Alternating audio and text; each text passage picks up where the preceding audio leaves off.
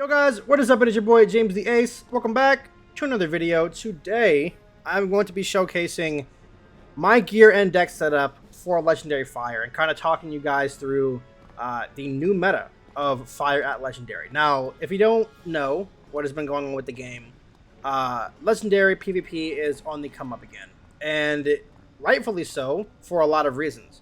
The biggest reasons of which being that the Decathlon decks that only allowed you to use TC but still gave severely broken stats and sockets are now banned from 50, 60, and 100 PvP. On top of that, critical is disabled at 50 and 60 respectively, and minions are also banned currently for auditing. So the 700 health storm minion and even some of the death minions that people were complaining about alongside storm are banned for auditing. So hopefully they will come back with health based on league. So hopefully, you know, we don't see 700 HP storm minions back at 60 anytime soon, unless it's Talos. Talos was pretty balanced because it was like, what, 5 pips. I can definitely see Myth, you know, the minion school casting a 1k HP minion for 5 pips. That's completely okay, in my opinion at least, right? But yeah, Storm should not have a minion that spams taunt and tri-shields for 0 pips with 700 HP. That's a little ridiculous. But Legendary is on the come up again, and again, if you haven't been keeping up to date with what's been going on very, very recently, all of these schools have been getting audited except for Balance. At least at the making of this video, they haven't audited Balance. I think that's coming next. But Fire got a huge audit, and like before, if you were to ask anybody if Fire was viable in the meta, they would just straight up laugh at you, because Death was spamming Headless Horseman, which also got nerfed, by the way. You know, Storm was spamming TC Wild Bull and TC Triton and TC Leviathan and spamming their minion for 3 pips, 700 HP. And you know, Ice was just spamming Satyr over and over again with Life Mastery and whatnot. And it was just like, where does Fire even fit in the meta? Well, nobody was playing Fire because it sucked. Well, now people are actually complaining about Fire because Fire's actually good now. And they never had to worry about Fire, you know, previous to the buff, which is fantastic, because now Fire can actually have a place in the meta, and I believe all schools should have a place in the meta. So we're going to run down the gear and deck setup for Legendary Fire and kind of, you know, talk about where Fire sits in the meta right now, what are its best tools, and what is Fire running in PvP right now. So my specific Fire setup is going to net me 100 damage, 41 res across the board, 44 to fire, 25 perfect accuracy. I can't even fizzle like Burning Rampage. I think Burning Rampage, oh no, Krampus. Actually, I can fizzle Krampus by 5%, but I mean, it is what it is. I never fizz. 3.6k health on the board, and critical and block are disabled in Legendary, and then 16 Pierce and 90 Power Pip. Now, I have to say, you know, even in like 2013 and 2014 when House of Scales came out, right, Fire wasn't getting these stats. So it is a little weird, because things only got taken away from Legendary, like, you know, the Arena theme and the Arena Ring, or the Duelist Fatal Razor and the Duelist Daredevil Ring, right? So we lost a lot of like good tools. So I'm kind of wondering like how Fire stats are actually looking this good. But anyways, so the gear rundown, right? How am I able to actually achieve these stats? So the hat, 99% of the time, actually I'll say 100% of the time, the Waterworks hat is going to be the biggest bang for your time farming. And that is because you're getting the same amount of damage, more resist, right? Critical doesn't matter.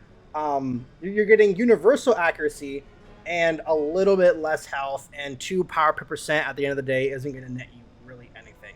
So you're actually losing resist for the same amount of offense. Yeah, no thank you. So Waterworks hat, 100% of the time, is going to be what you're going to want to run. The Waterworks robe. Now, the Waterworks robe and the House of Scales robe are actually interchangeable. Reason being is because you are getting more damage on the House of Scales. You're getting 2 less resist, you know, as we could expect. You're still getting universal accuracy, which is good, and a lot of it. But you're also getting 4 power pip, and you are trading a little bit of health for the, you know, obvious slight increase in offense. So I can definitely see why somebody might be running the desert armor, the zigzag desert armor, instead of the waterworks cape. However, I like the increase in accuracy. I like the increase in health. The damage is negligible because I'm still, getting triple digit damage. And then obviously 12 resist is better than 10 resist, and I do like having more resist and less resist. So I would opt to run the Firestarter's cape or the waterworks robe 100% of the time, just my preference. But again, these are the only two pieces that are actually interchangeable in my opinion. So those are the robes, the boots, and now we're actually getting into the part where you kind of have to open your wallet if you don't already have these from past legendary PvP characters. But the Dahlia's Sweltering Shoes, these are going to be from the Professor's Horde pack. But the pack drops them like candy. So really you shouldn't have to spend but like maybe $5 on that pack to get these boots. And in the process, you will probably get other boots for other legends that you might end up making as well. So definitely not a bad trade for the money that you have to spend, but these are the definitive boots. Like, you have to have these for optimal meta stats.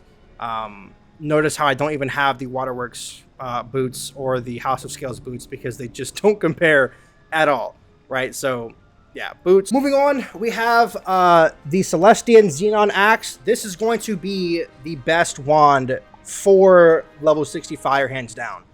The only other wand that you can run, and it's actually pretty funny because the other wand I'll put on the screen right now drops from Malastare, or you can spend money on the Dragonspire World Pack after you have completed Dragonspire on said character.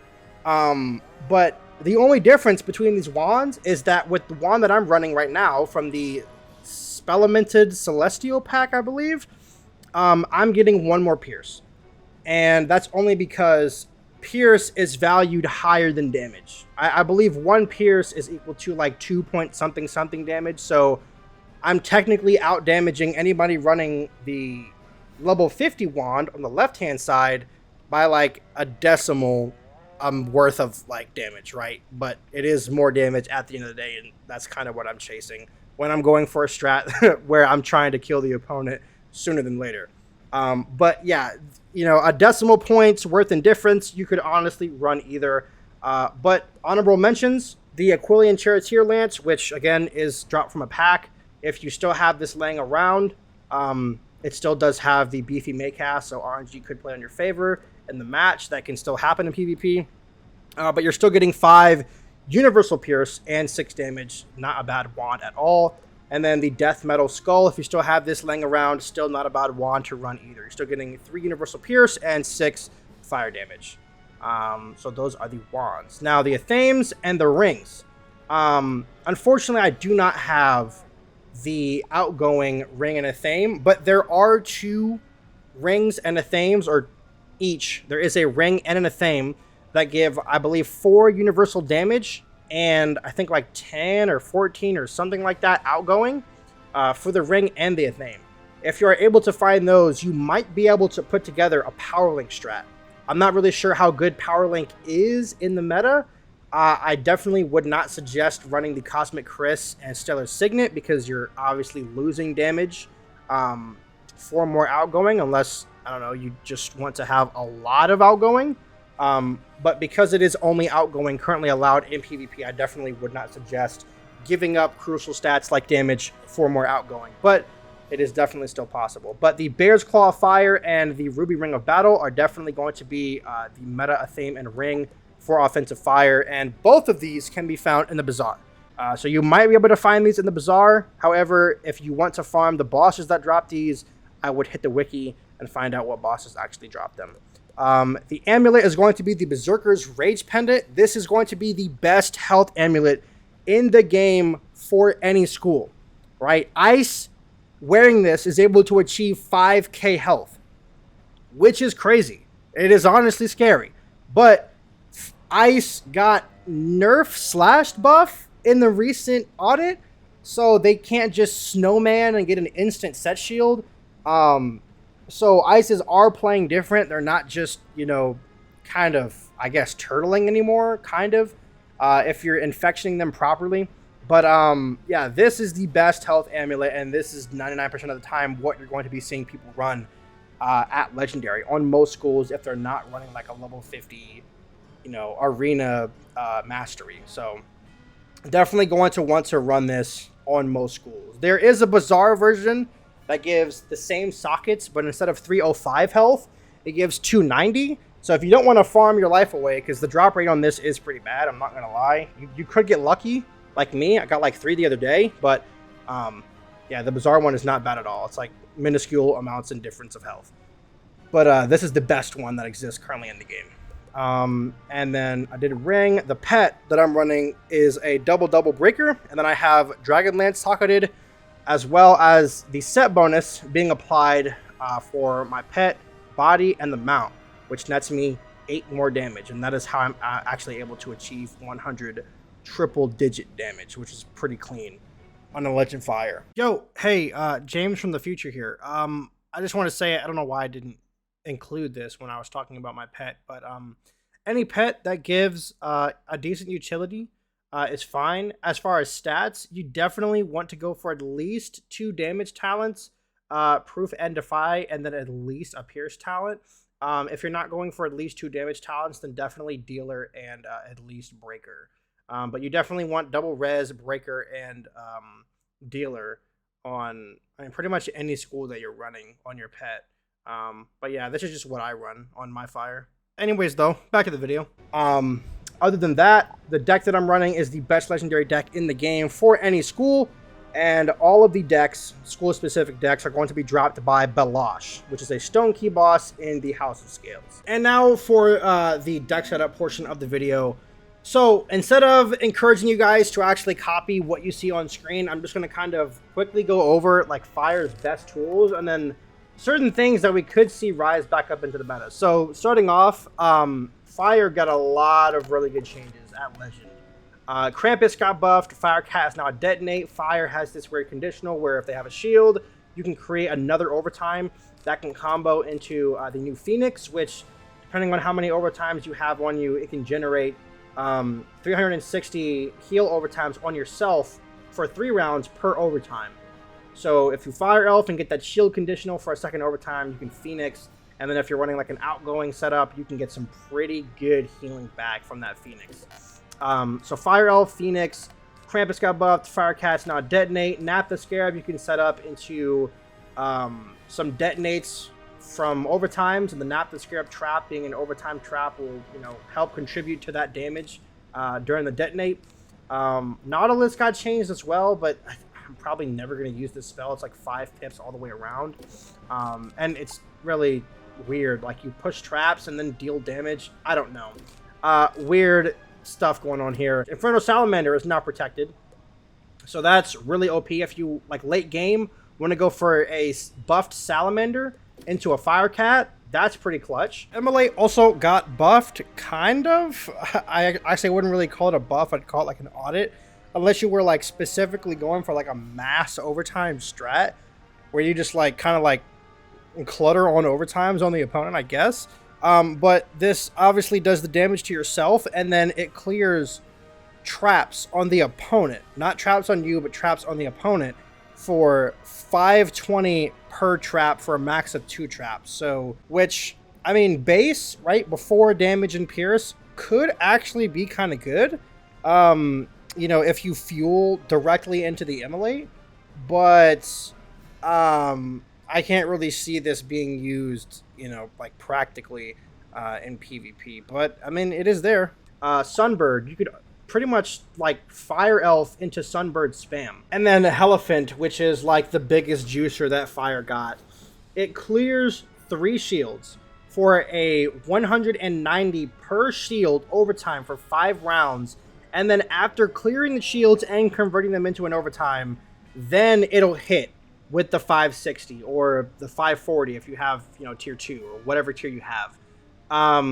This is basically the reason why people are saying that Fire is cracked. And I don't believe that Fire is, broken, but I believe that this is one of Fire's best tools. And this is why Fire is now meta. Like, actually has a place in the meta at Legendary. Because before, it just was not at all. So, really quick, I do want to run through the TC setup before we end the video. Towers, Ifrits, Infallibles, absolutely, are you going to want to run inside, primarily because there's just so many good spellamented moves that you might want to pack in main, and there are no spellamented, you know, Phoenixes, spellamented Elephants and stuff that you can cram inside. So Infals, additional buffs, you know, Blades are back in the meta because Banshee got nerfed, and then you guys probably peeped these two things. They are now chromatic, so Betrayal and Delusion now take off weaknesses and take off shields in turn for school traps. And what I mean by that is, if I'm using Delusion on a fire, just say for instance, right, because I'm on one right now, I will create fire traps, even though this is a myth card, and this goes for every school. If I'm on a storm, this will create storm traps, etc., etc. So with all of these being main cards that you want to pack, you know, in main deck, you're definitely going to want to pack, you know, your big hit and utilities inside, as well as additional buffs, obviously infals, powers, and then these are going to be super crucial because your number one enemy as a fire is getting weakness before you hit. Nobody cares about shields. I'll just use Elephant all day. But if you get weaknessed, you need to have a way to take it off. So cleanse charms are definitely coming back in the meta 100% as Legend Fire progresses. But that is going to be it for the video for me today. Please share the video around, drop a like if you guys have enjoyed and want to see more Legendary setups in the future. I will be doing more of these once I bring up more schools of Legendary. And subscribe if you guys are new. And thank you for all the recent support on the videos. I will be trying to become more active, more, you know, consistent. And with Legendary PvP, now that it's back, I'm super happy. But thank you guys for the support, and I'll see you guys in the next one. Peace.